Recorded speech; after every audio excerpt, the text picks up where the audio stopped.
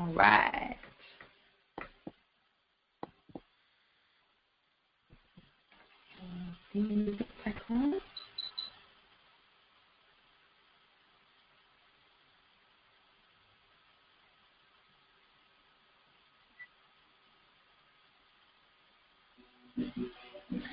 Good rising and great awakening, and welcome once again to the KemeTones Self-Care Webinar Series. For the next several weeks, we're going to be covering healing post-traumatic slave syndrome with sound. We're going to be learning how to use sound to eliminate obstacles and open the way to our freedom.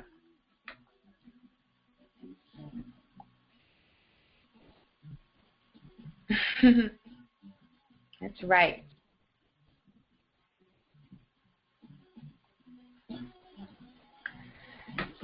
Today's class is going to be on Sankofa step number 2. And before we begin, I'd like to welcome in our spirit of our ancestors by reciting some poetry from some of our esteemed poets from the days of the past. And the image for the series, as you can see, is some birds that have been freed from a cage.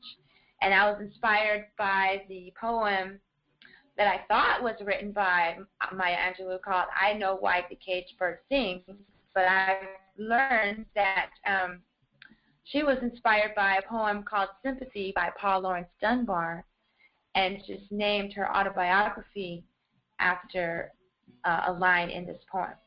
So the music playing in the background is called As Above, So Below, As Above, So Below Dub by myself. And the poem is this. I know what the caged bird feels.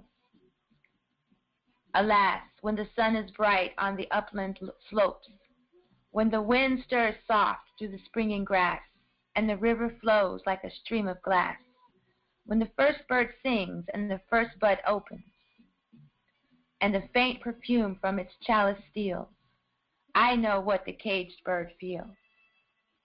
I know why the caged bird beats its wings, till its blood is red on the cruel bars, for he must fly back to his perch and cling, when fain would be on the bough a swing, and a pain still throbs in the old scars. And they guide again, and they pulse again with a keener sting. I know why he beats his wings. I know why the caged bird sings, ah me, when his wing is bruised and his bosom sore, when he beats his bars and he would be free. It is not a carol of joy or glee, but a prayer that he sends from his heart's deep core, but a plea that upward to heaven he flings. I know why the caged bird sings. Again, this is a poem called Sympathy by Paul Laurence Dunbar, who lived between 1872 and 1906. That's not very long. In fact, he died during his Saturn's return. I'm going to have to look into this. And the next poem, of course, is called Caged Bird by Maya Angelou. Now, this dub version is a dub version of the song called Institution, which was inspired by the words of Maya Angelou. So it's interesting how everything is so synchronistic. A little bit. Caged Bird by Maya Angelou. A free bird leaps on the back of the wind and floats downstream till the current ends, and dips his wing in the orange sun rays. Oh dear, what just happened? I don't know. There we go.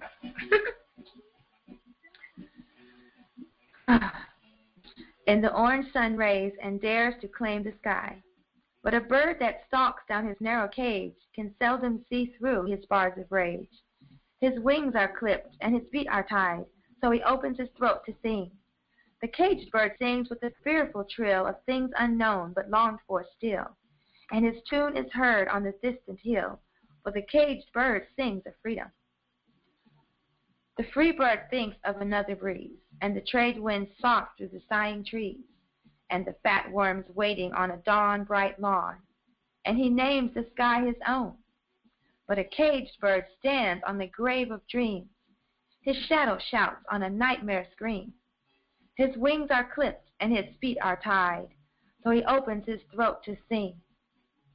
The caged bird sings with the fearful trill of things unknown, and his tune is heard on the distant hill, for the caged bird sings of freedom.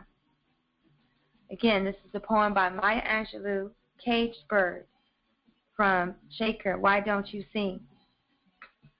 Copyright 1983 by Maya Angelou. Give thanks and praise.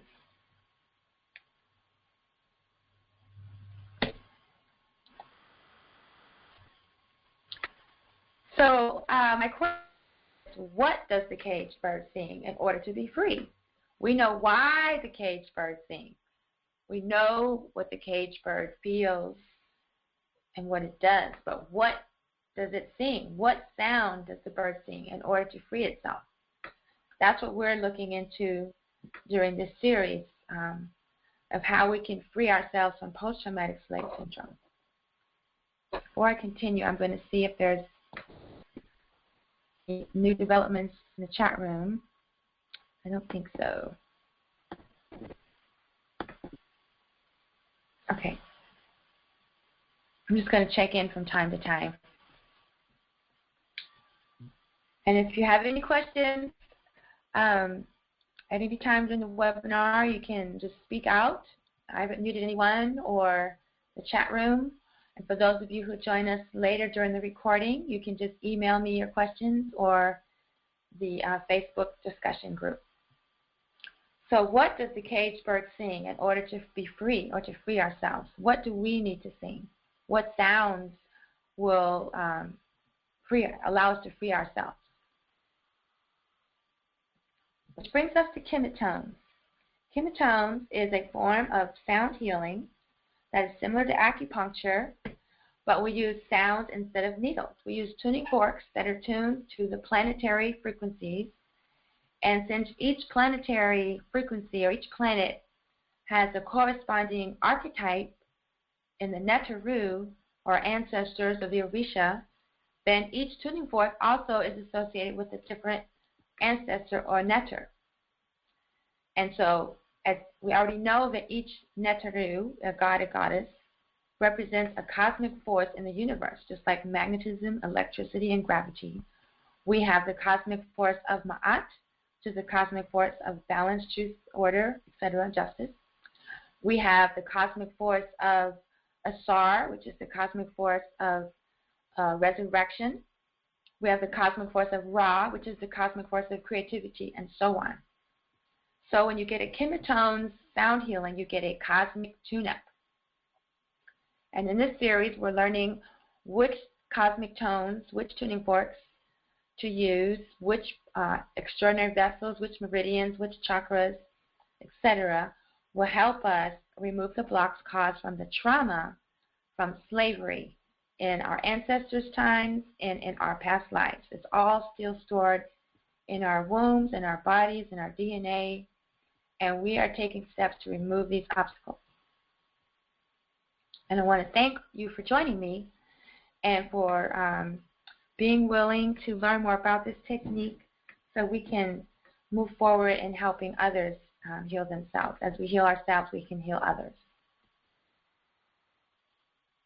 The material for this series is taken from the work by Dr. Joy deGruy on post-traumatic slave syndrome. And she also has an accompanying study guide that goes with the book. And so this healing series, this healing protocol, is based on some of the material from her study guide. She calls these the Sankofa steps to healing. And tonight is Sankofa step number 2, know yourself, your history, and personal legacy. In the workbook, she has several questions and exercises that you can do. But in this series, we're just focusing on how to apply her guidelines to our sound healing practice. And there is a plug that's not plugged in. I don't want the computer to go out. So I'm just going to plug it in. 1 second.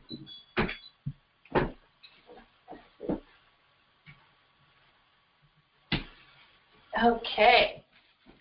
That's better.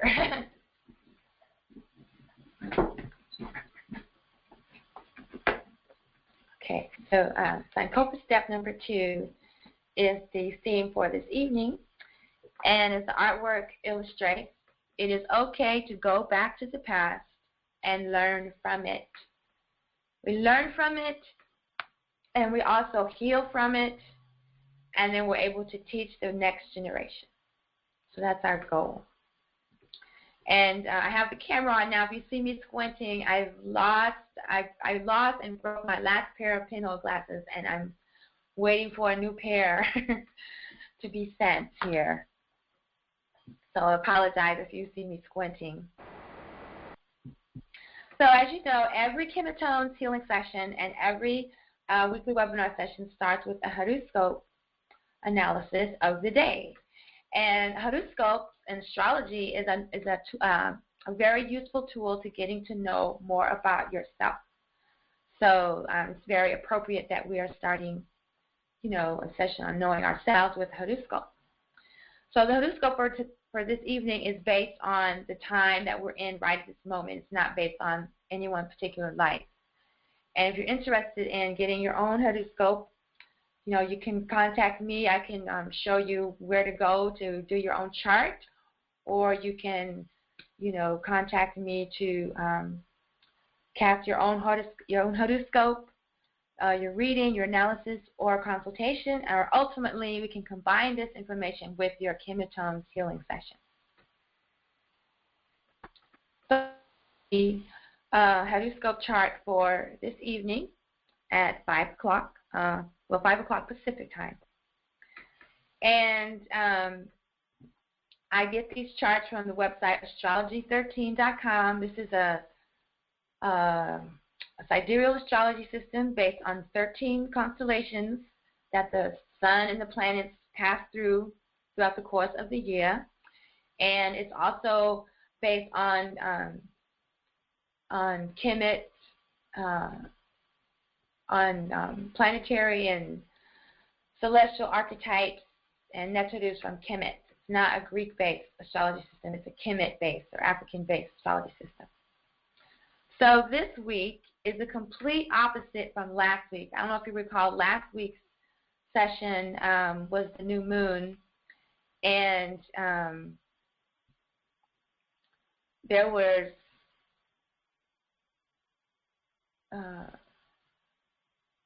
no earth. There was no. Maybe I have it reversed. Well, we had a lot of earth energy, I remember. And this week it's all, there's no earth energy.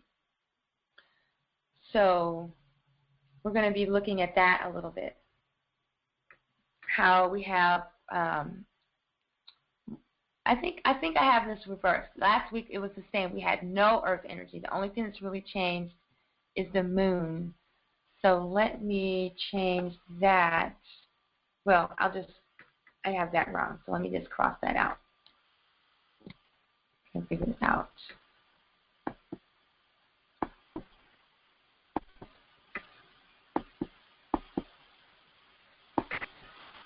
Yeah, so it's, cross this out. Oh, you got work. Choose color. Well, I don't know if it's going to work, but this is wrong. There we go. Okay. Technology. Okay.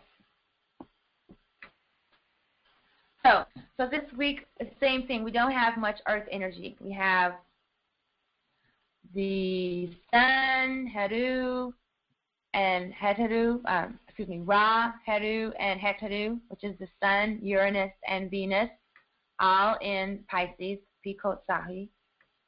And then over here we have Saturn and Mars in Imhotep. Refan and Set in Imhotep. And Jupiter is still in Sekhmet. That hasn't changed, but this is something new over here with the moon in Gemini. That's Sesheta in Pimahi. Oh, it disappeared, huh? Okay. Well, this part is wrong. It's the same as last week. Everything, we have a lot of water and no earth. So I made a mistake there. The only thing that changed is the moon. So let's go ahead with our analysis here. Oh, and Chiron is also in Pisces. But we're going to be focusing mostly on these right here.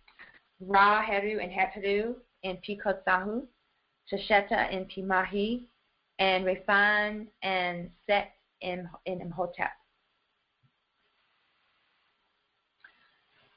So Ra, of course, is the sun, the cosmic force of creativity.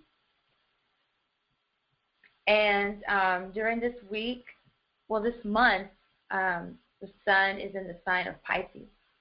Pisces has to do with emotions, with past life experiences. Maybe you can recall them in this journey. Has to do with being open to, the mystical side of life. So at a time like this would be a good time to use our creativity to express our mystical side of life, to explore that side of ourselves more. Maybe we're, constantly in a 9-to-5 job, 9-to-5 rut, or if you're an entrepreneur like me, you're always working. This month is a really good time to take extra time for meditation or creating your own meditation practice, something that you haven't done. This is also the new moon. We're just coming out of the new moon. And so this is a really good time to start a new meditation practice. Or maybe you've always wanted to work with crystals or something like that. This is a really good time to explore your creativity in these type of areas. Heru is the son of Asar and Aset. The planet Uranus is the planet that has its orbit at a 45-degree angle, or 90-degree angle, to the rest of the solar system. So it's like completely revolutionary. It's doing its own thing, and it's a rebel. It's like, well, you've been doing it this way forever. I'm going to do it this way. And so with Heru in the sign of Pikotsahu, or Uranus in the sign of Pisces, which has to do with, a duality. I forgot to mention that earlier, the duality of life. Being able to go with the flow. Like when you see a river flowing and then all of a sudden a branch of it just like streams off in a different direction. So this will be a time for us to explore. Uranus also has to do with freedom and redemption and redeeming our forefathers. So when we're applying this to post-traumatic slave syndrome, this is the time to, do things, maybe some things our ancestors have always done, but maybe doing them in a new way, in a way that's more appropriate for today. And we have the energy of Ra also in this sign, a new way to deal with our emotions, a new way of dealing with our emotions. We're creating a new path, a new direction for the energy to flow.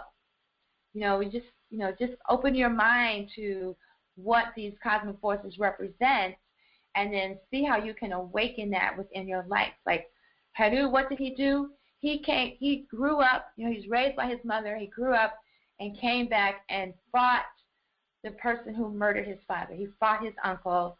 He redeemed his father. He reclaimed the throne, right? So that's what we can do while we're dealing with our emotions and we're dealing with our past lives and the past experiences of our ancestors and our family members that came before us. So that's one way we can utilize this energy. And then the third sign that's in the constellation of Pisces or Pikotsahu is Heteru, Venus.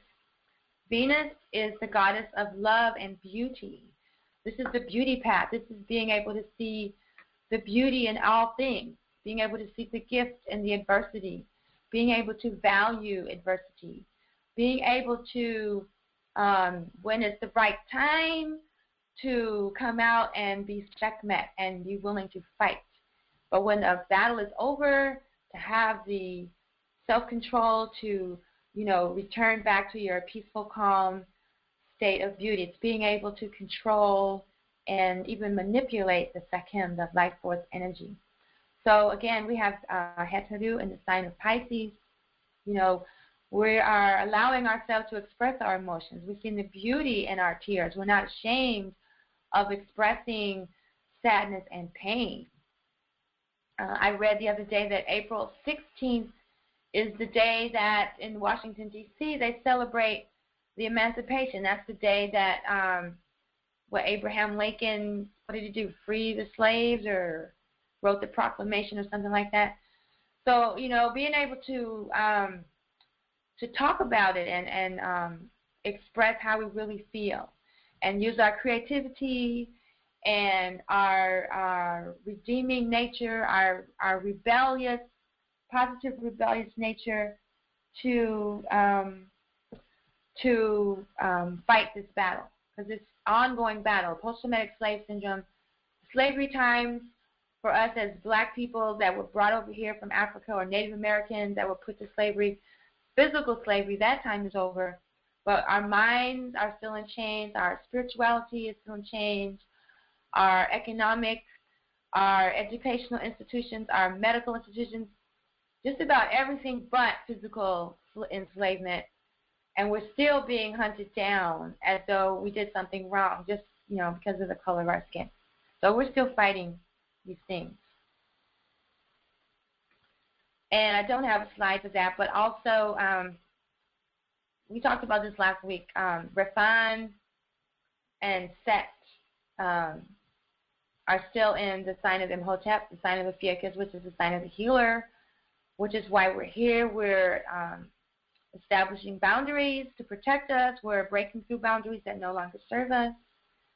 And we're applying all of our force and our concentration on bringing about change in our lives and the lives of others, the lives of those in our families, our communities, and our nation. So that's why I'm doing this series. That's why those of you who join in live, those of you who join in for the recording, those of you who take this information and apply it in your healing practice, that's what we're here to do. Okay, so right now I want to review Sankofa, which means to return and get it. In this, there is an examination of the historical origins of the trauma, the healing of African Americans through storytelling and knowledge of family history. It looks like something is missing from this slide, but I know what it is. Additionally, the need for a review and a transformation of our spiritual and cultural, all of our practices that we inherited from the slave owner, from the slave master, all of that. So let's see if I can get the rest of the slide. Doesn't look like I can. So, oh, there we go.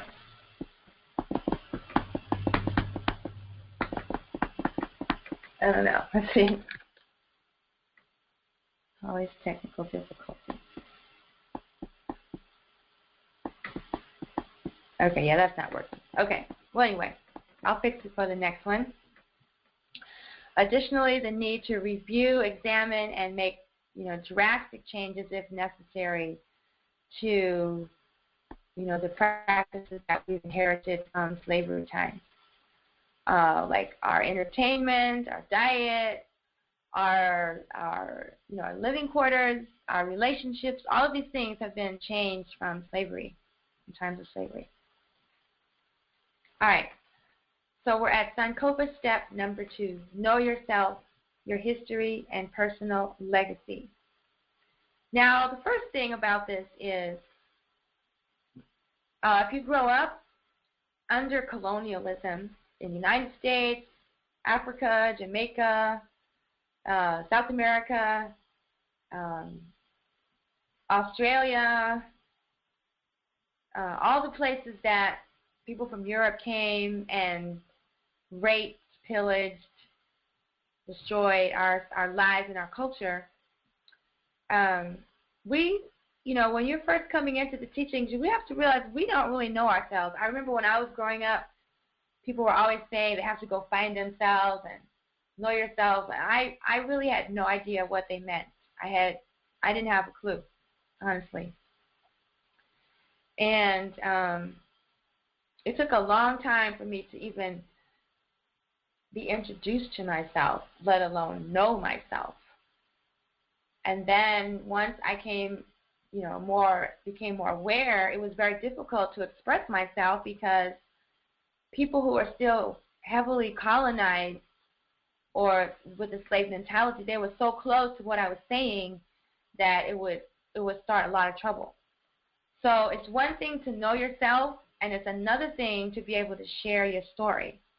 So these are, two very important aspects of Sankofa step number 2. There's so many blocks in our lives to keep us from knowing ourselves, to keep us from knowing our history, and to keep us from knowing our personal legacy.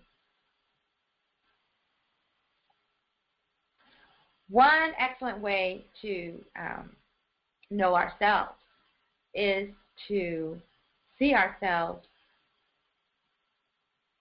as divine, to be able to see the divine in us. And that is a very crucial aspect of the Netarian practice, because you identify with the Netars and then you do your best to awaken these characteristics within yourself, within your own life, and then also you do your best to live your life with this awareness that they are within us. They're not just statues or pieces of art. It's not idol worshiping like we were brainwashed against our own culture by the oppressors. Even the Hebrew culture says no idols. The Islamic culture says no symbols, no representations of the divine in a human form. And then of course people are against the Netarian system because there's a lot of symbolism with characteristics or qualities from the animal kingdom.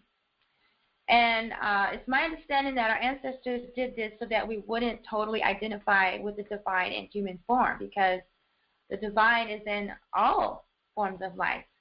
And some animals and some plants even have aspects, characteristics, and qualities that it would behoove us to reflect. For instance, the dog is so loyal. That's why Anpu is symbolized by a dog or a wolf. And Haru is symbolized by a hawk because of his keen sight and perception. And Sekhmet is represented by a lioness because of her ferocious, courageous warrior. But that doesn't mean that she's a product of, a lion and a human. It just means that it's representing these qualities of a lioness. So one way that we can awaken the cosmic forces within us is by chanting and singing. And when we do that, we raise our vibrations, we raise our awareness, and it brings us closer to the divine. And after a while, we begin to see ourselves as the divine. So if we can know the divine better, we can know ourselves better. And if we spend more time in nature, the word nature comes from neter, or neture, nebeture. So when we spend time in nature, that's another way to know ourselves. So right now, I'm going to take a moment to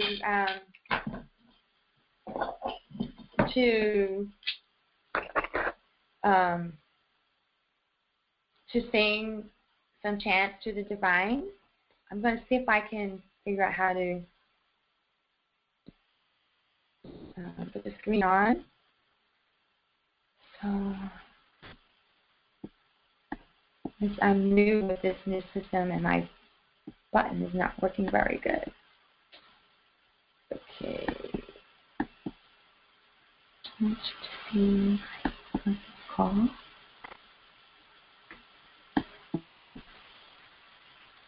Okay, so I'm just trusting that this little machine is working.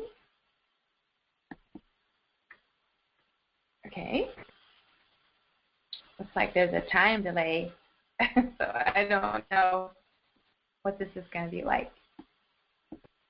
This is my first time using this system.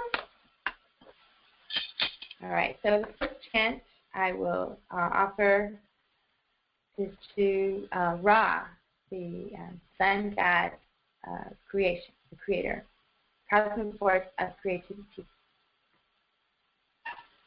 This is just a basic chant. Duara, duara, duara, kefra. Duara, duara, duara, kefra. Duara, duara, duara, kefra. Duara, duara, duara, kefra. Adorations to Ra in the form of the Creator. It's really weird seeing this time delay.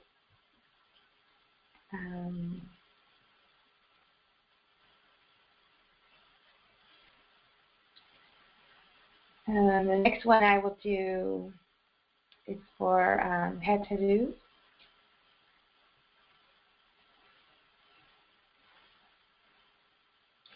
And these are the basic chants that we use in our Shedi practice for Shaitan Nectar, which I'll be talking about later. Dua Heteru Netrita. Dua Heteru Netrita. Dua Heteru Netrita. Dua Heteru Netrita.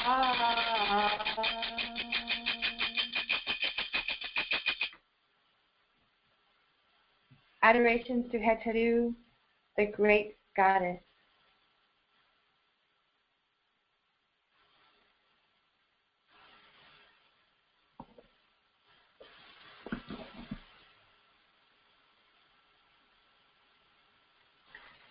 And I think at this time I'm also going to sing the goddess chant. I don't know what's making that flash. Something's flashing. I don't know if I'm going to use this next time. But anyway, I'm going to sing the goddess chant. I'll just sing it one time.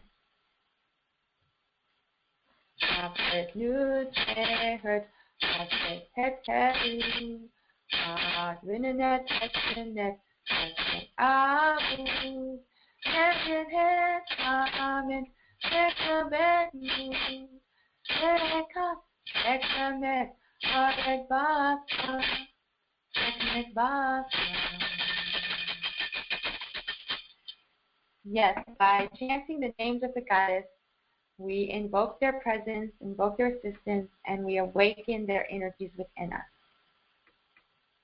All right, let's chat.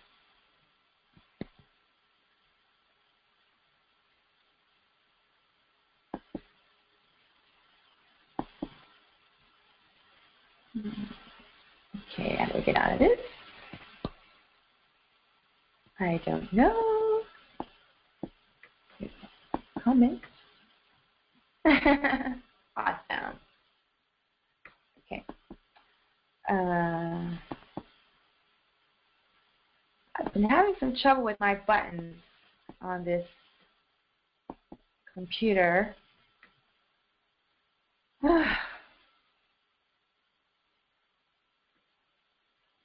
Slowing me down now.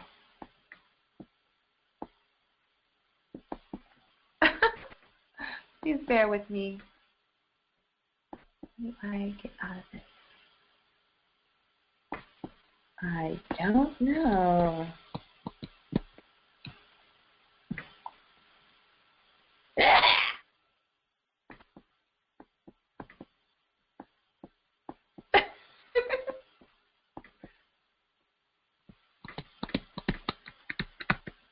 Okay. Okay, well, I'm going to stop the video and start it again.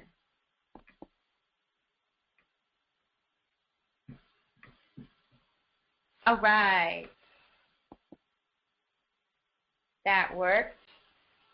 Okay.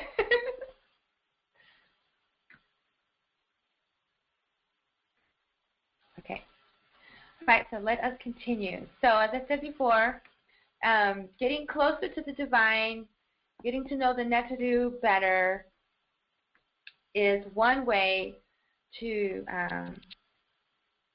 know yourself. It sounds a little backwards, but it's the truth, because these cosmic forces are within all of us, and the more we know about them, the more we know about ourselves. Nupu Netadu means I am the Netadu. Tua Netadu means adorations to the Netadu, adorations to the gods and goddesses. Nupu Netadu means I am the gods and goddesses. Oh, that reminds me, there's another little chant I've got to sing for Het Tadu, since I didn't put her on this list. Nupu Het Tadu, Nupu Het Tadu, Nupu Het Tadu, Nupu Het Tadu, Nupu Het Tadu, Nupu Het Tadu, Nupu Het Tadu, Nupu Het Tadu, Nupu Het Tadu, Netadi Ta. Nupu Het Tadu, Netadi Ta. Nupu Het Tadu, Netadi Ta. Nupu Het Tadu, Netadi Ta. Yes, I might sing a few more later, but that's good for now. Dua Het Tadu, the great goddess. Okay, where are we with the time? We're doing all right. So, Sankofa step number 2, KemeTones application.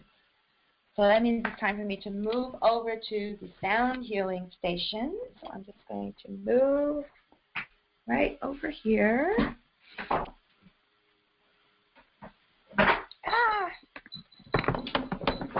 One of these days I'm going to have a studio. I won't have to do all of it. Okay. So for Sankofa step 2, know yourself. Okay, so I have selected a few tones and points. Jehuti, which has to do with knowledge and communications, and Ra, which is our creator. According to a particular myth, Ra is the creator of all life, of all living things, and created all of us. So who would know us better than our creator, right?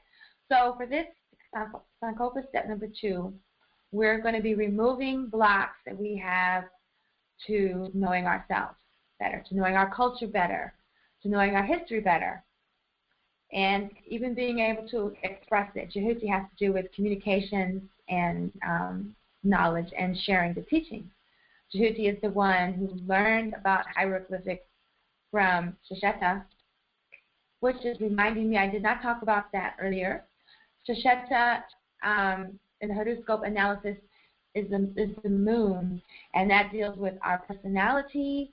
It deals with creating a stronger, more positive personality that's more steadfast, and she's in the sign of Gemini, which is also another sign of duality. It has to do with the twins and also communication. So I'm just going to throw that in the mix, even though I didn't talk about it earlier. So Jehuti and Ra, and I'll do some Shishata for the new moon. We're going to work on the first eye, the pineal gland, the heart, and the root chakra. Not the creativity chakra. For this one, we want to focus on our root, because we want to create a firm connection to the earth. Because remember earlier, there's no earth in the horoscope for today. So I'm going to shift again so you can watch the treatment, and I'm going to do this again and see what happens.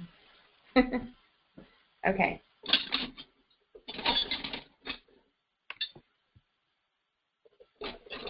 So we always start with the Om force, of course, and I have a piece of rubber wrapped around my leg. I'm not just hitting my leg.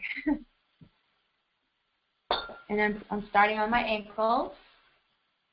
You can't see me doing that right now, but I'm just putting the tuning forks on my ankle bones for grounding. And you can also put it on your womb chakra, a few points below the belly button. If I can adjust this.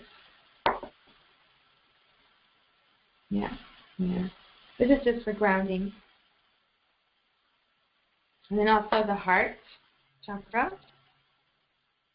Remember, this week's the goal for this session is to, assist us in learning more about ourselves, learning to trust ourselves. That was my big lesson for these past 2 weeks. I'm not going to go into it right now, but I have been working on a, oh dear. I am working on a web camera is off. I don't know what's going on with this. Yeah, I'm not using this next time. Well, I think you can still see me. I just can't see me. Ay. Okay, web camera is off. Stop video. Stop video.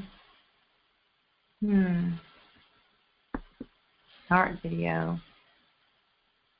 I apologize, people. Like I said, this is the first time I've worked with this system, and I will not use it next time. In fact,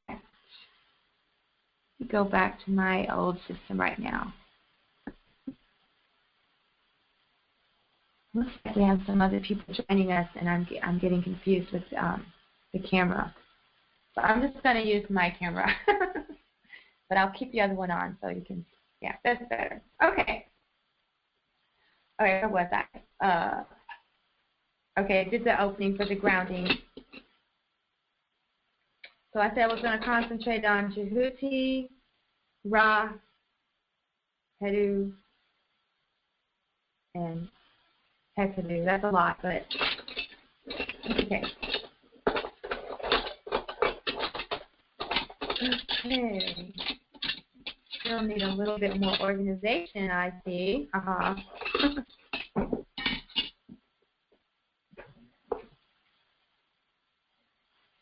A lot more organization.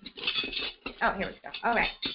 So, in honor of Shisheta, I'm going to start with the Shisheta fork for opening, and the Anpu fork. Oh, this is much better. It has less time lag for removing blocks. So right now we're removing blocks to knowing ourselves and knowing our history and our story. So I'm holding the fork over my root chakra. You know, it's kind of hard. I mean, you can't see right now, but I'm just holding the forks over my root chakra to remove blocks to me being grounded to my story. And as I'm doing this not just for myself, but I'm doing this for, my family, everyone that I know that's affected by PTSS. I'm doing this for my ancestors that are still maybe in limbo. I'm doing this for everyone right now. And that's why it's so powerful, because it's all our intention. the first eye, and the pineal gland. Okay.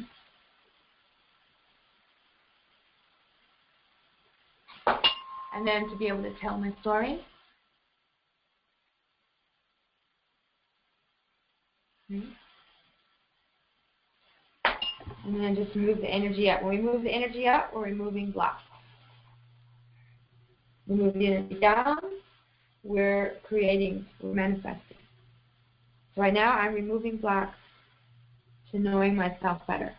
Usually what I do is I use the weighted fork to go up to remove blocks, and then I use the higher frequency forks to bring down to manifest. That's kind of where I'm at with my practice right now. It's nothing set in stone or anything.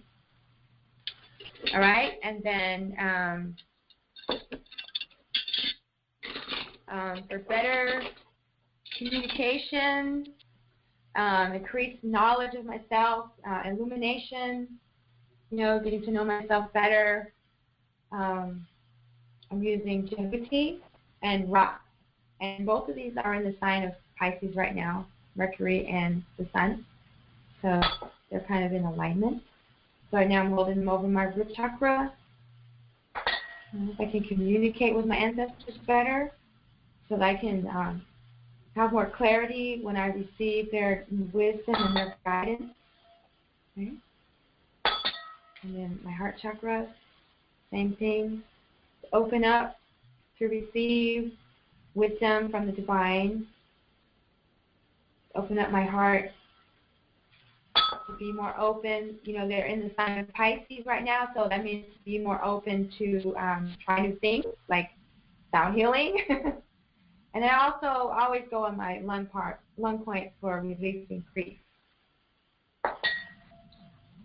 Throat chakra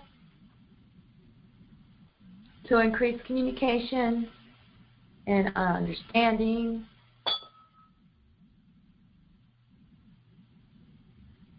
To increase knowledge, illumination. First eye. To see, it's better to see you with. See you more clearly, to see the design more clearly. Because if I can see the design more clearly, I can see myself more clearly. And then, of course, the pineal gland in the back. I always like to do this one where they're connected, because they ought to be connected. If they're not connected, then we can remove the block. And then just move the energy up, connecting all the chakras I'm working on today. Illumination.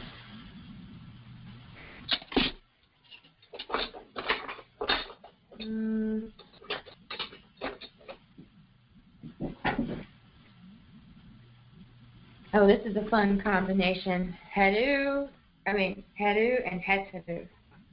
Hetedu means house of Hedu.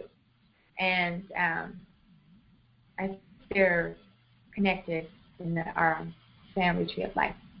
But anyway, Hedu is again for redemption, the rebel, the redeemer, the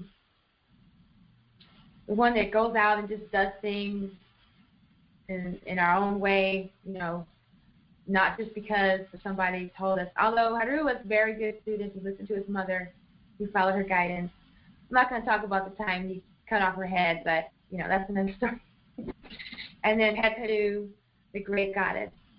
So to be able to see the beauty in this path that we're on. This is a very treacherous path. There's not a lot of glamour in it right now. I mean, we are talking about over 500 years of slavery just here in the Americas, and slavery's been going on for a long time.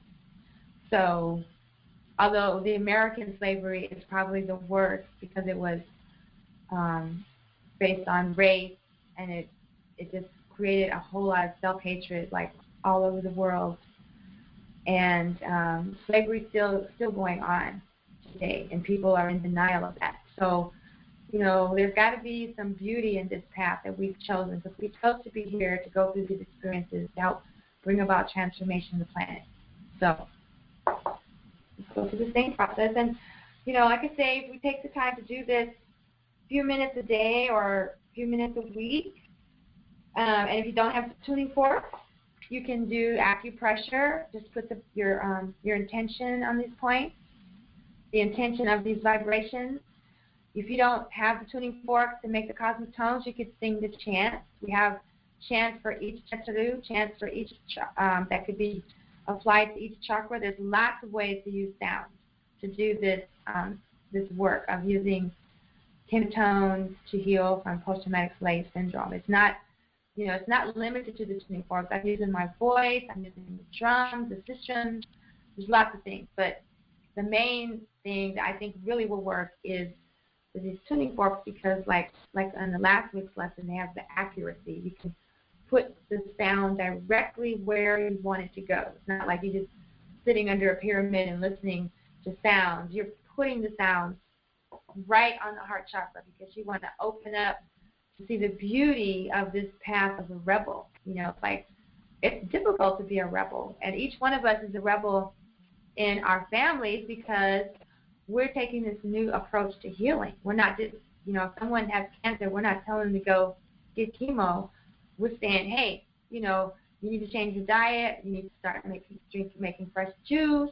You need to do yoga. You know, you need to turn off the television. We have like a whole different approach, and people might think we're crazy, but we're not. So we just finish up with Haru and Hat to do.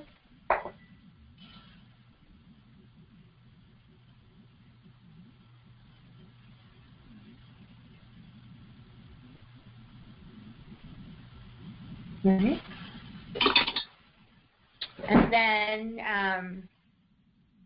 And then the next step is, like I said, I have that webpage, Tashia.com/ptss.KemeTones, KemeTones. I'm going to go over there right now, and we're going to check it out. Just see what's there for today's lesson. There goes that button. I think the computer is trying to tell me that it's time for a replacement. Because if the buttons don't work, there's not a whole lot you can do. Okay. So yeah, so here's the webpage at ptss.KemeTones, KemeTones. We can heal PTSS with sound. And I have not updated it yet. But I'm getting to that. And so, yeah, this is the first part of this page is about how we're trained to hate the color of our skin. And, you know, lately I've been watching a whole lot of Nollywood movies. I don't know if you all are familiar with those. It's like Hollywood movies or Bollywood movies, but from Nigeria. And they even have Gollywood or something, movies from Ghana. And these movies are, you know, some people don't like them because the lighting and the sound is not the greatest quality.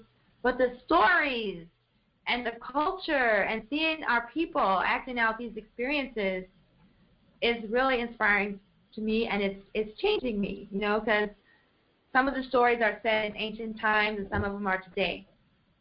And seeing how even in the village, you know, people who are light-skinned or who look white or American are like idolized, and they hate themselves and they're bleaching their skin. I mean, they're actually making movies or TV shows that deal with these issues. And I saw one the other day that was a comedy. They was making fun of some people from the village that went to America and got all Europeanized and colonized, and they came back and everybody was like worshiping them, and then found out they were broke and they were lying, and it's amazing.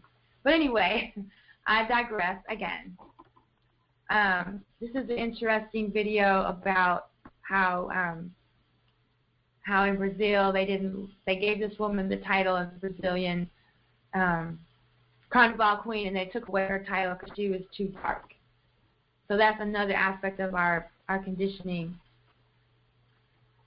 And these are the charts for post-traumatic stress disorder. If you're out and about and you come across someone who's having PTSD or a severe case of PTSS, you can pull out your smartphone and go to this page, and you can find which meridians they need work on. So this one for the liver and gallbladder is for the freeze. You know, like when you're traumatized and you freeze, right? So you work on the liver and the gallbladder. Or this one. Oh wait, no, that was freeze. I'm sorry. This one was fight.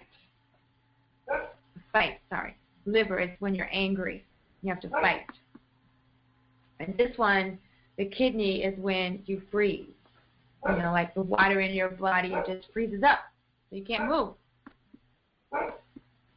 And then this one is the one from flight, when you just, you know, you got to get out, you got to run, or whatever.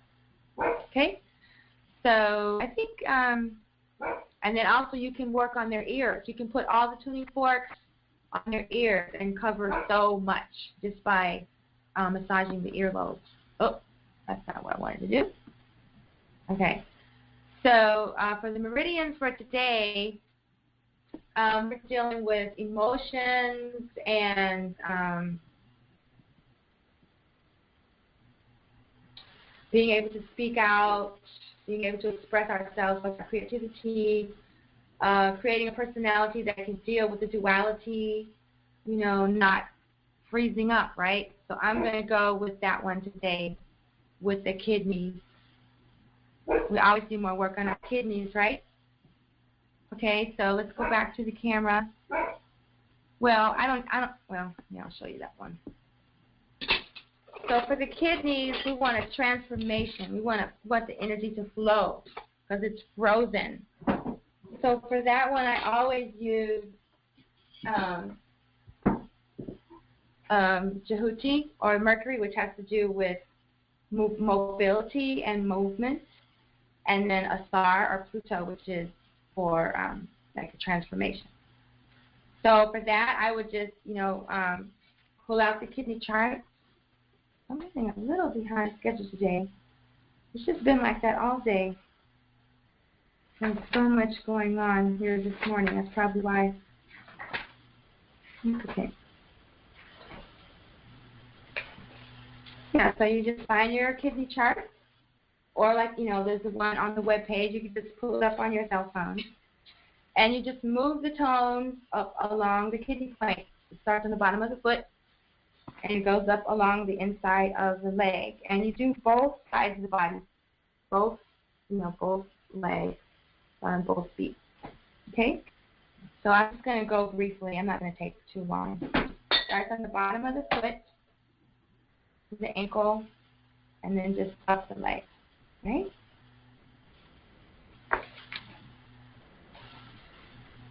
Just up the side of the leg, and then up. Oh, you can't see. Well, I'm doing it. I'm giving myself a self-care session. Right? And then this goes up to like right around there. Yes. Okay. And then to the other side, on the bottom of the foot. That's his ankle bone. So this is the type of treatment you do for someone like me. I was frozen for years. We worked on this a little bit last year on expressing what's in your heart. So, you know, it might be the same points or meridians, but it's the intention that's different. This week is about knowing more about myself and knowing more about the divine. So this is to open up that gateway so that I can take in the new information. And then also another thing would be good for this one would be Heru, the hero. You know, have the courage to take action even though you're afraid, or to you know, for someone to stop taking their medication and drink tea, or for someone to quit their job that works them like a slave and start their own business. You know, there's lots of ways for someone to stop going to a religious institution or educational institution that's just brainwashing people. You know, it takes a lot of courage to stop habits and traditions and patterns that we've inherited or things that we've been doing our whole lives. Why do you do it like that? Oh, because my mother said my grandmother always did it this way. Well, you know, that was like 100 years ago. So it's time to do it different. So I'm going to use these same forks and just moving up the meridian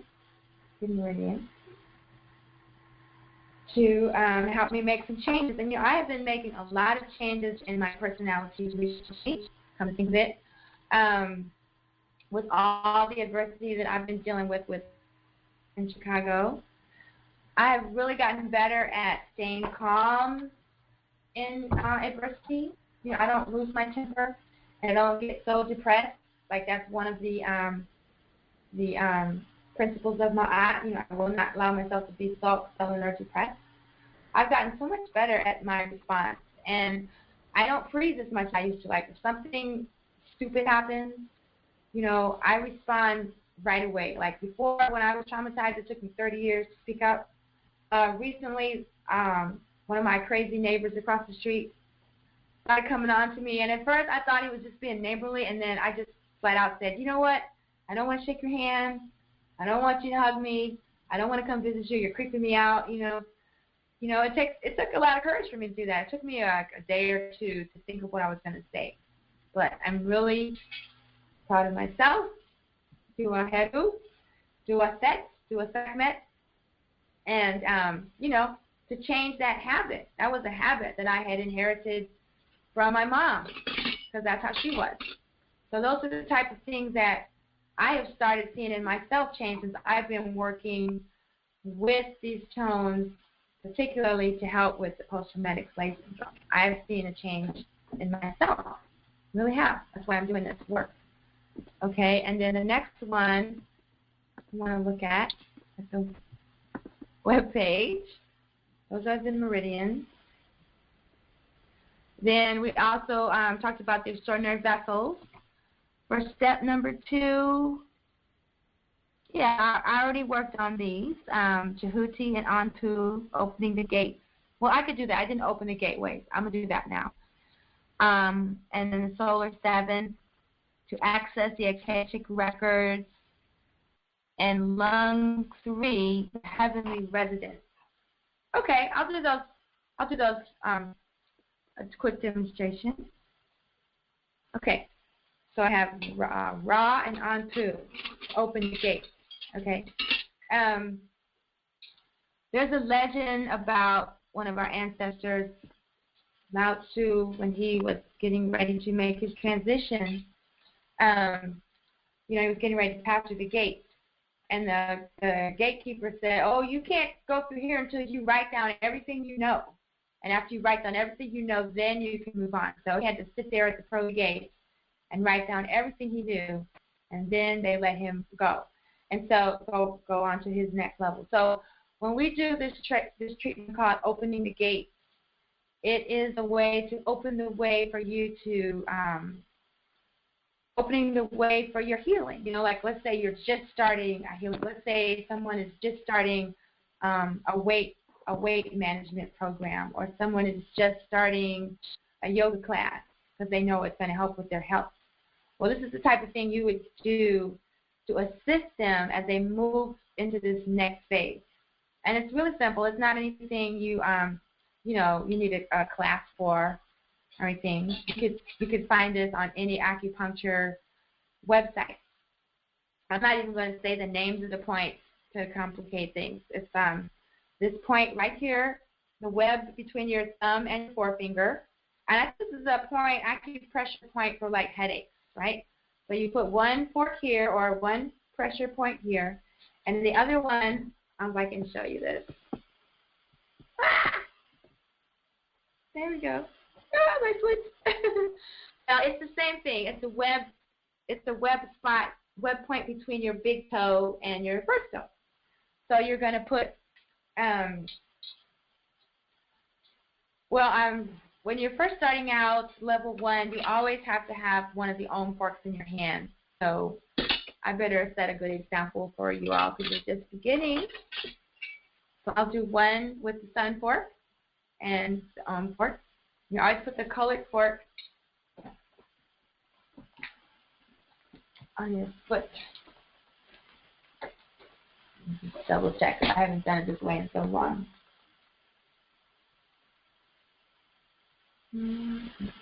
Yeah, the colored fork goes on the foot. Because when I do it, I don't use the ohm fork. Okay, so I'm going to start with raw and ohm. So I'm going to put one fork on my toe, on my left foot, and then the other one on the hand of my right foot, on my right hand. Now, it sounds kind of crazy, but you can actually give yourself a self-care session by doing this. Okay? So go ahead and move on here. I'm putting the yellow fork on my left foot and the ohm fork on my right hand. See this? I need a real camera. There we go. You can kind of see. You can get the idea. There we go. Okay. So this is to open the gate, to illuminate, more self-illumination. I would, deeper knowledge of myself, deeper knowledge of the divine. Right? And then with the onto, I'm going to do the same thing.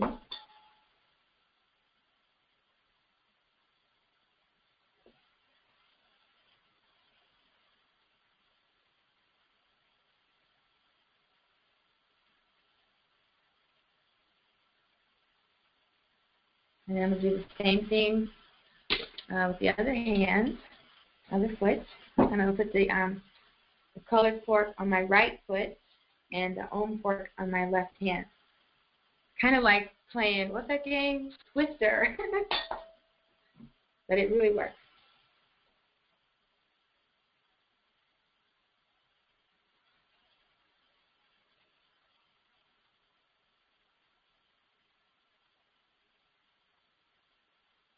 Now it's onto the opener of the way.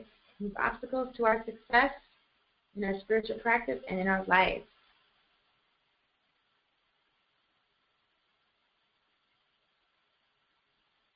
Right. All right. And then also solar seventh to access the Akashic records. All right, so that I know what that is. And buttons. Okay, so that one would definitely just be like right there, right? It's gonna feel awesome. Yeah, when you put the low frequency forks on your first eye, it's a really incredible feeling. That's all I can say. I wish you could feel it. All you have to do is order your tuning forks from me, and you can.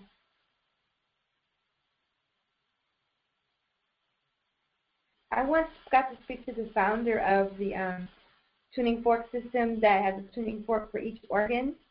I haven't gotten that set yet. But she didn't know about putting the tuning forks right on the body. And she was in the hospital with cancer. I called her to interview her, and she had cancer. I'm like, how can you have cancer? You have all these tuning forks. Right? I mean, that's like you have all this information, all these tools, and you don't know how to use it. That's kind of scary. But that's how they are. They're like collecting all these toys. Okay, and then the final one was lung 7 or lung 3. LU3, heavenly residence. Okay, let's see if I can find that really quickly. Otherwise, I'll just save it.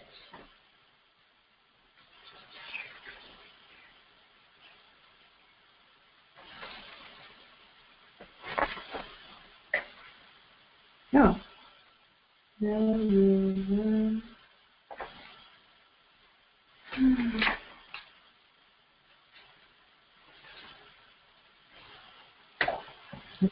Please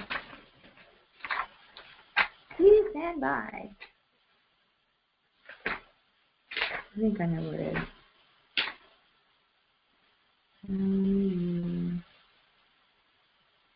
Yeah, I thought so. Heavenly residence. I always thought that was called the celestial storehouse. That's why I had to double check. This is a really good point. It's these points right here. Kind of like you're doing the pose of a star. You know, well, a star is like this. I do net like this, but it's kind of like that. You know, where he's got the crook and the flail. And it said that in these spots here is like your storehouse. All of your abundance, your health, your wealth, all your relationships, everything is stored right here. So we want to open this up, right? So we're going to open up the way with Anpu and Heru, because they're brothers, right? So this must be really powerful. The two sons of the star. We're going to open up all the goodness that's waiting for us as descendants of slavery. I have a song I wrote called Grandchild of Slavery. Grandchild of slavery, freedom is your destiny. Grandchild of slavery, freedom is your destiny. What tribe will claim us? What nation will name us? Slavery is what chains us. Justice and freedom will sustain us. Yeah, it's a pretty cool song. Okay, so right now we're opening our storehouse, right? And then the last thing will be to create all of these things that we remove blocks for. So just giving.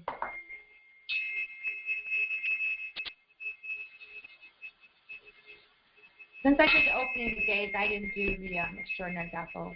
You know, you don't have to do them both every treatment. And I want to make sure I have time for the meditation.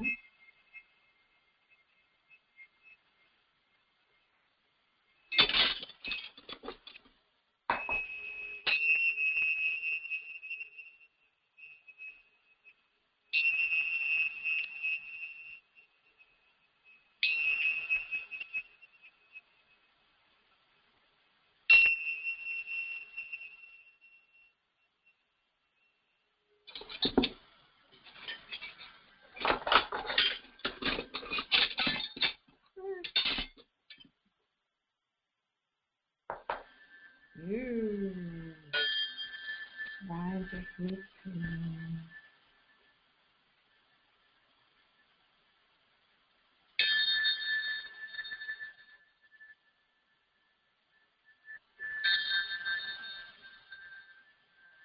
I didn't do anything with Pisces today, so let me do something with that also. And at this head.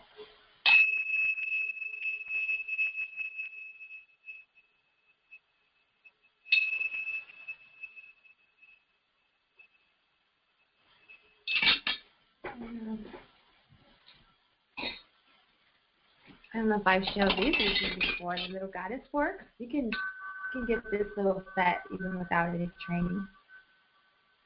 They represent the asteroid, so the goddesses are set.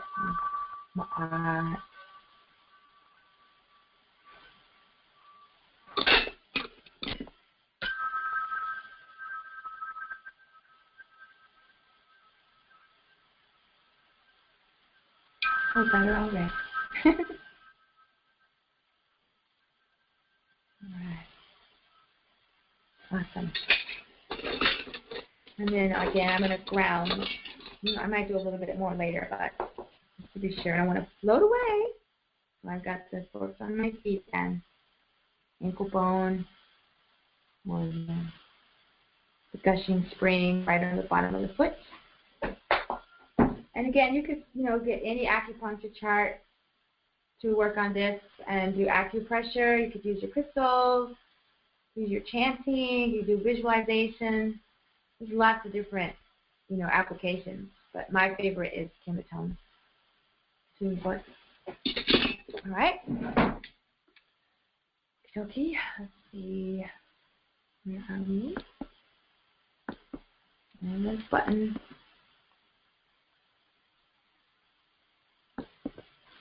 Okay. So we did some of those applications. And then, what is that?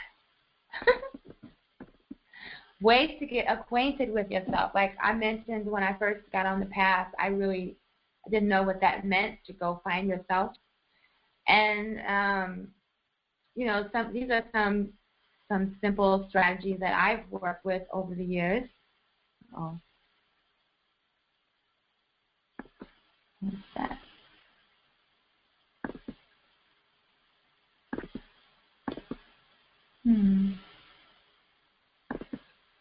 To get the control panel. Okay. Well, anyway, it's still on.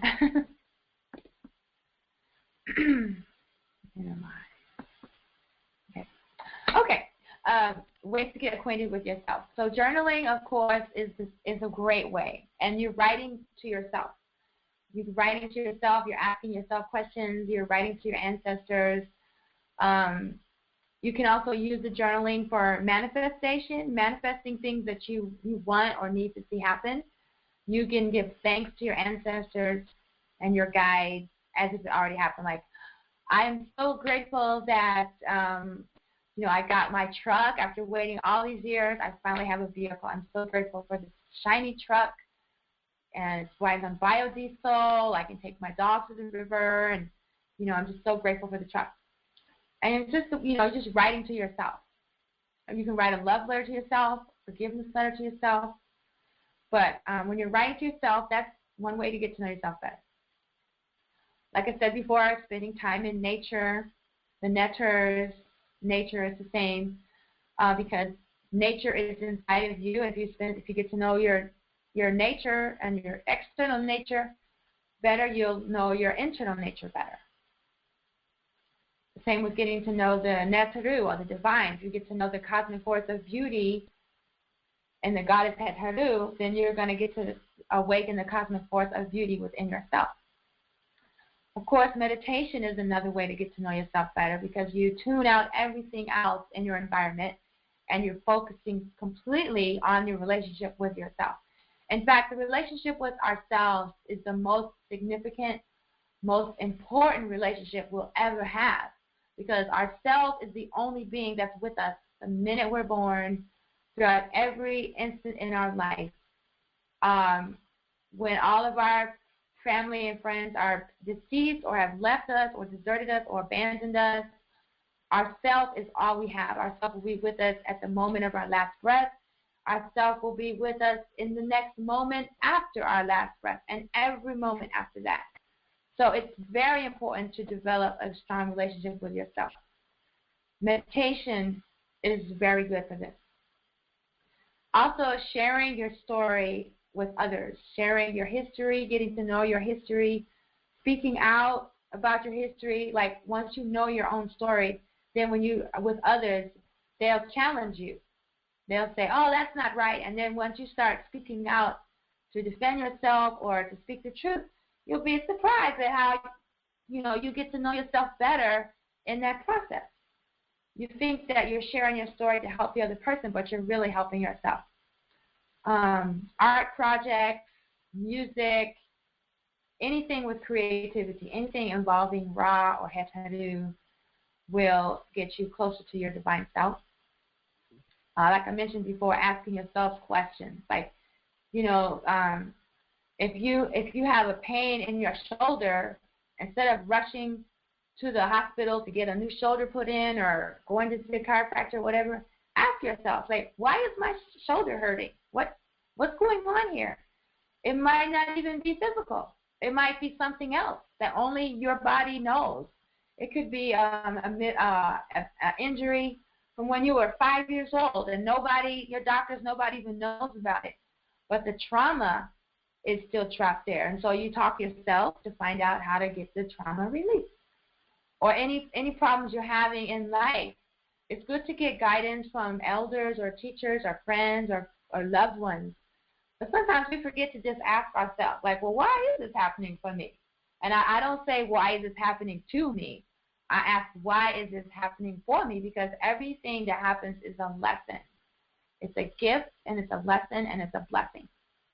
The last thing I have on this list, of course, is using a pendulum or muscle testing when you're asking yourself questions. When you first start this journey of self-knowledge and confidence, you know, sometimes you don't believe that the answer that you got is really you. You're like, well, is it me, or is it my imagination, or is it, you know, the mint chocolate chip ice cream I had at 2 o'clock in the morning last night? Organic, dairy-free, you know, all vegan, but still, it might not be you. So I've been using a pendulum or muscle testing to get answers, even in my business, in my work. Like, should I take this contractor? Should I schedule my appointment for 2 o'clock or 4 o'clock? Should I use pink or green font and this banner? You know, I check in with my energy before I do make any decision.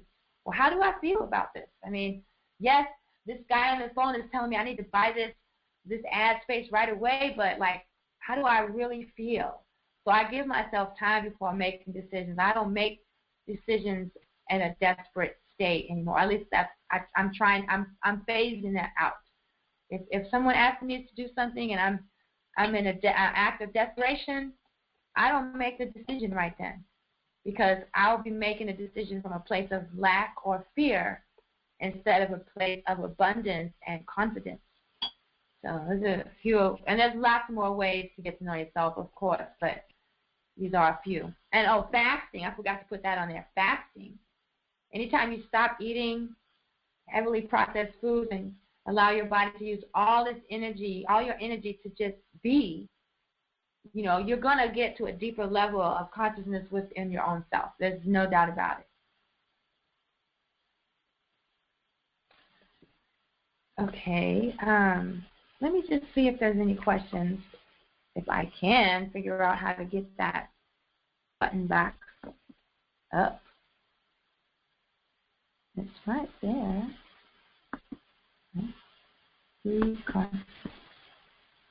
Uh-oh. Oh, there it is. Okay. Okay. Yeah. No questions yet. Okay, great. Okay, so this is an interesting point. Somebody recently asked me about a situation that they're having. They have a really fantastic diet.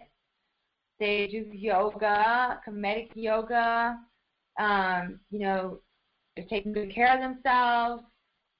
All these things. They have a spiritual practice.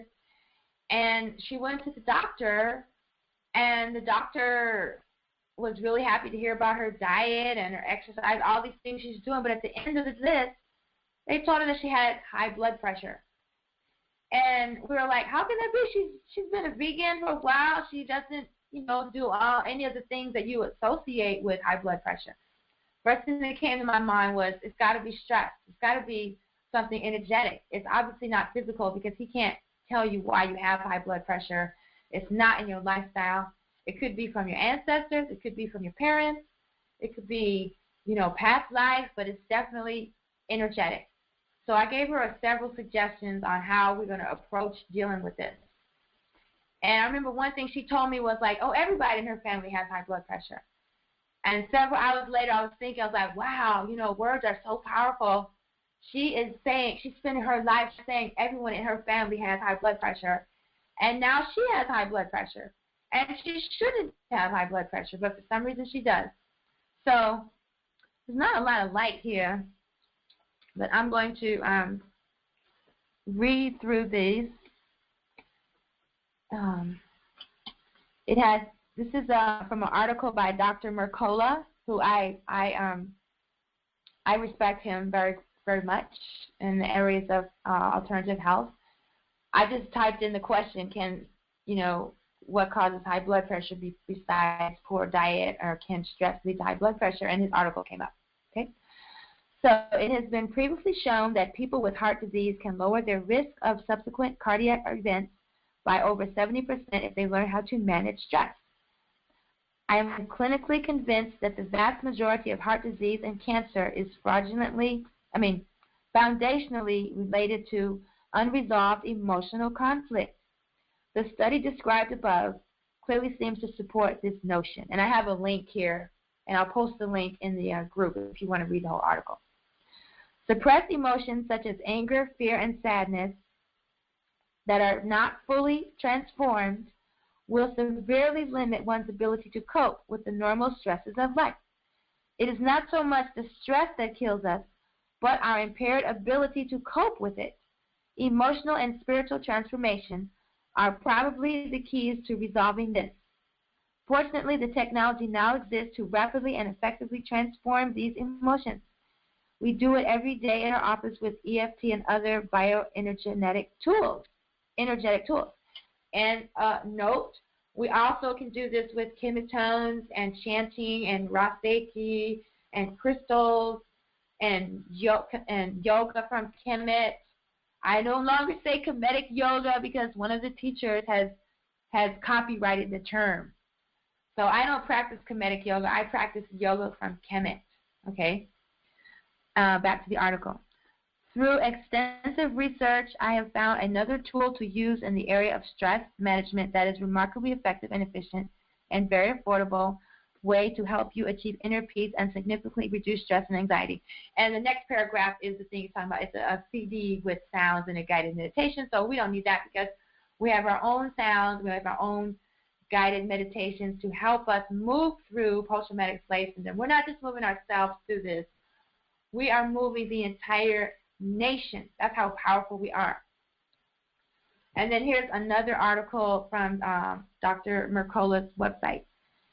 Stress control lowers cardiac risk. People with heart disease can lower their risk of subsequent cardiac events by over 70%. They learn how to manage stress. Researchers at Duke University Medical Center says that patients with coronary vessel disease and ischemia who learned stress management had a lower risk of a future heart attack or of needing cardiac surgery than those who underwent exercise training or those who received standard cardiac rehabilitation cures.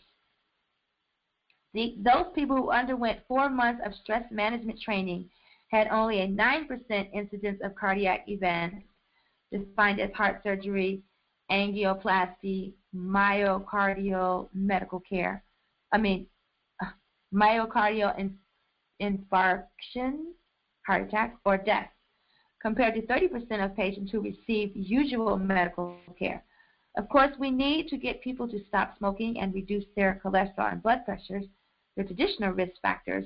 But what's also significant is the role that stress management has in people's lives and the value of reducing stress and positively influencing their subsequent health.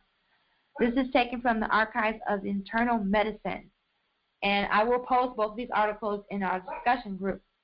I just wanted to share that information to my sister, who called me earlier today.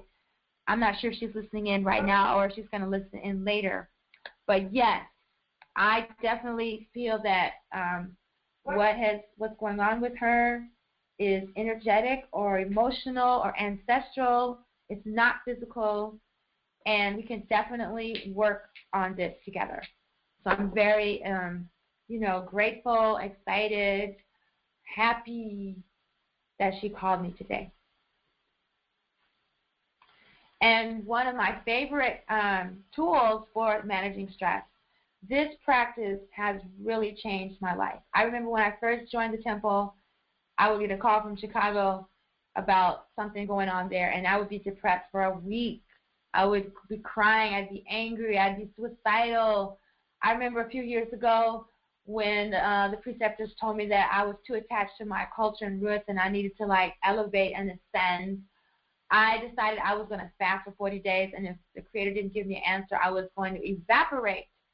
I was so stressed out.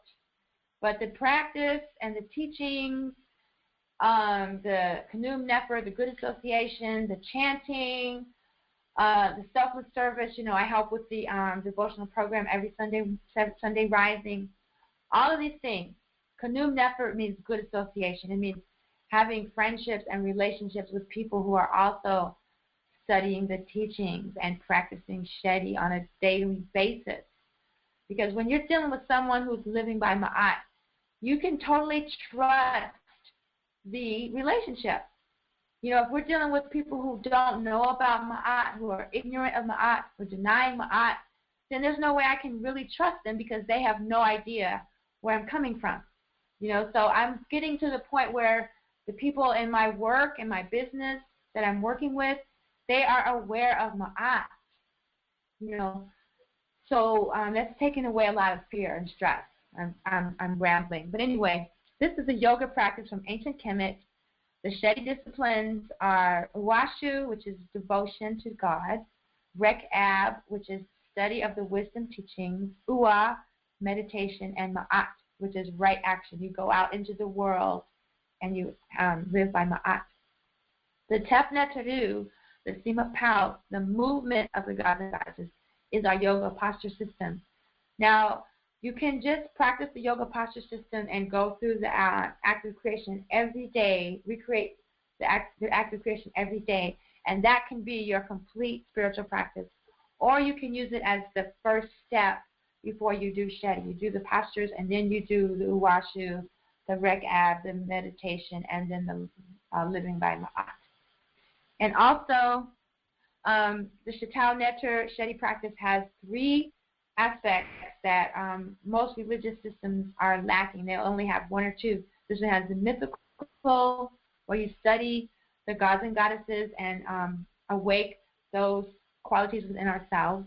The ritual, where you do the active devotion, the lighting the candles, prayers, giving thanks, something you do every day, like Shetty practice, meditate every day, study every day.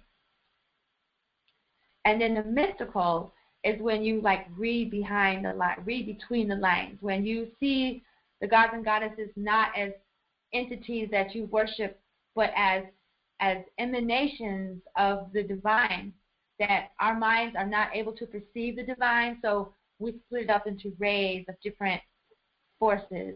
And when you get into the mystical side, you have this dual awareness that everything around you is an illusion, and you just operate from that frequency. And so this is the practice that has helped me the most to not eliminate stress, because stress comes every day, but it's given me the most steadfastness to face the adversities. I now look for the gift in every adversity as opposed to avoiding adversity. I now have the courage to feel happy rather than avoiding happiness because it meant something terrible was around the corner. That's how I used to live my life before I came into the teachings and KemeTones. And so I would have to say, after all that I've been through, I finally can say that I know myself, I love myself, I trust myself, I trust my intuition, and I don't really put my trust in people anymore. I put my trust in the divine, and I trust that the divine will show me the way. I also, a few months ago, I stopped working for money. I stopped trying to make money because money is not the source of my supply. The divine is the source of all there is. And so now I work for the divine, and I am well compensated and well cared for by the divine. So these are just some of the things I've been working on through my journey with healing from post-traumatic slave syndrome. And I have a new program that I'm going to be presenting soon, dealing with opening the flow of energy. And here I have some of my offerings from KemeTones, different protocols for a variety of issues caused by trauma, especially post-traumatic slave syndrome, womb wellness like rape, Uranus clearings, rape of the anus, sodomized rape, chakra clearings, needing to reconnect to nature and to the divine within, also clearing sacred space. So these are some of the offerings you can get from KemeTones on a one-on-one session. And then the chants that I sing, some of them are from the Shetty practice, some of them are ones that I've written myself, and those are on this wonderful CD, onto the opening, and that's available on bandcamp.com. And then these are some of the healing packages that I've been developing for people who want to get more than one treatment. You want to get 3 at a time for the Awakening series, the Trinity treatment, the True of Speech, the Makadu Awakening, or the Transformational Ascension treatment. Or you can have your treatments combined with a horoscope session, or lots of different combinations. So if you're interested in any of these, of working with me, please contact me at cosmic@thechia.com. Like I say, I'm going to be launching the Opening Your Flow program in the next week or so. And maybe you want to take advantage of some of these opportunities. And let me just check and see if there's any questions in the chat room. Not yet. Okay. So then the last thing I believe, yes, is our meditation. And I'm a little behind with the time, so I'll make it a brief meditation.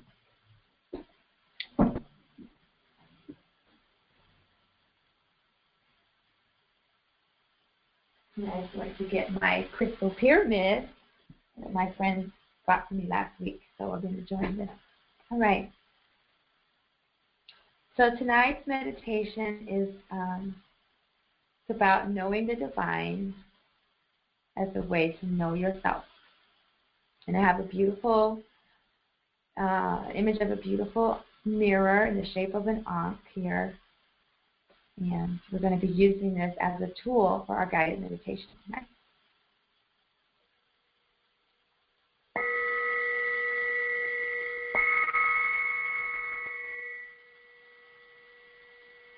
So I invite you to get into a comfortable seated position, either seated on the floor in the lotus position with your legs crossed, or seated in a chair with your feet firmly planted on the ground and your back straight. In either case, keep your back straight. And now let's take a few deep breaths together. Then gently close your eyes. Inhale deeply, allowing your abdomen to fill with fresh prana, fresh seconds. Inhale, filling your lungs, filling your chest, going up like a balloon. Inhaling all the way up to your crown chakra. Hold it for a moment. And exhale, slowly expelling all dead energy from your system. Allowing your abdomen to collapse till it's almost touching your spine. A flat balloon. Again, inhale, slow and deep. Allowing your chest to fill, so you're like a balloon again, or a cloud. And exhale.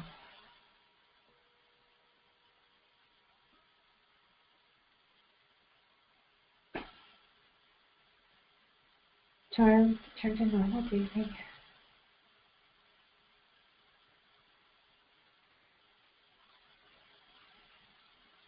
Now, if you haven't already done so, I'd like you to, if you need to open your eyes briefly to get the image of the mirror in your mind's eye. Lock it firmly in your mind's eye. And then gently close your eyes again. Now I invite you to visualize yourself seated in a beautiful, sacred space. It's either in your home or out in your beautiful garden. Maybe you're out by the ocean. Maybe you're in Kemet, in the temple of Denzera, the temple for Hetaru. And you have this beautiful ankh mirror with you. You have it in your hand. And you're seated in a comfortable position. And you gaze into the mirror because you're wanting to know yourself better. So you look into the mirror, and of course you see your reflection, your beautiful face with a bright, shining smile. Your eyes are twinkling like stars, and you're just so happy and loving yourself. And then you gently close your eyes. You still have the mirror in your hand. And you begin to hear these words. Nukku Hetru. Nukku Hetru. Nukku Hetru.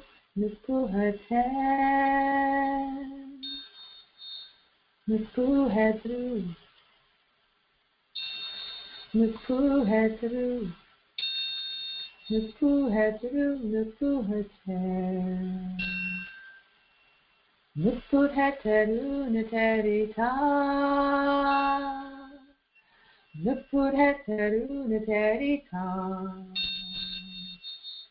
Nuku Hetaru, Nuterita. Nuku Hetaru, Nuterita. And when you slowly open your eyes and you gaze into the mirror, you see a reflection of the goddess Heteru. You see the goddess Heteru with the beautiful sun disk on her headdress, with the horns of the sacred cow. You are seated on your inner throne. You're holding an ankh in one hand, a scepter in the other hand, and you are the very expression of beauty, inner strength, power, wisdom, compassion, strength, fortitude, and vitality. You emanate the beauty and the love and beauty of Oshun. Your body has a natural, sweet-smelling scent of the lotus flower. You're adorned in a fine linen garment with beautiful jewels, lapis lazuli, jade, quartz, all around you. There's lotus flowers all around you. It's the most beautiful image you've seen. And just when you're about to say, oh my gosh, Heteru, you're so beautiful, before you can say it, the reflection in the mirror has returned to you. And when you say, oh Heteru, you're so beautiful, you're talking to yourself. Napu Heteru. I am the goddess Heteru. I am the goddess of beauty. I am the goddess of love, power, the life force. I am the goddess of vitality and strength. I am the goddess of compassion and fortitude. I am the goddess who smells like a lotus garden. I am the goddess with the beauty of Oshun.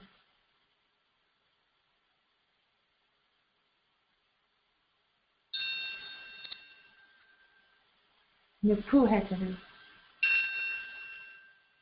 Nipu Heteru. Nipu Heteru.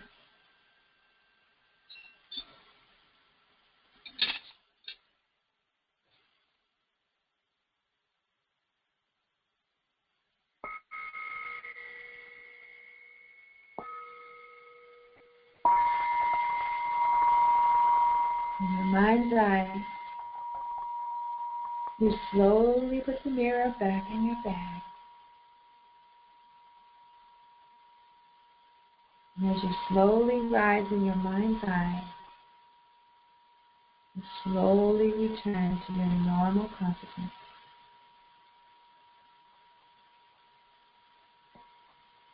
And again, you are in the room listening to this presentation. And you're going to leave this space knowing that you are the divine. You are your highest self. You are the goddess Heteru. You are one with the divine. Om Hate, Hate, Hate, Hate. Peace, peace, peace, peace.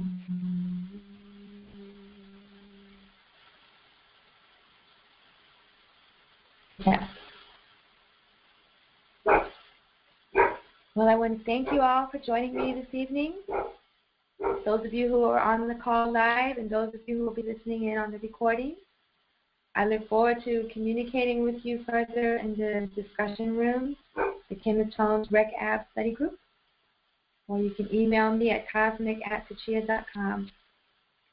I hope you've joined the mailing list so that you can receive my my newsletters whenever they come, and that you will like my page on Facebook. I'm on Instagram, Twitter, Pinterest, and something else. Oh, LinkedIn, some other things. I don't know. But anyway, I look forward to connecting with you more, and I'll be here next week with Sankofa Step 3. Sometimes it takes a long time for these replays to upload. For instance, I just now uploaded the one from last week this morning. So I will get these up as soon as it's possible. And if you have any questions, you can post them in the chat room here or the KemeTones discussion group. And please tell your friends to join us next week. Tap. Peace.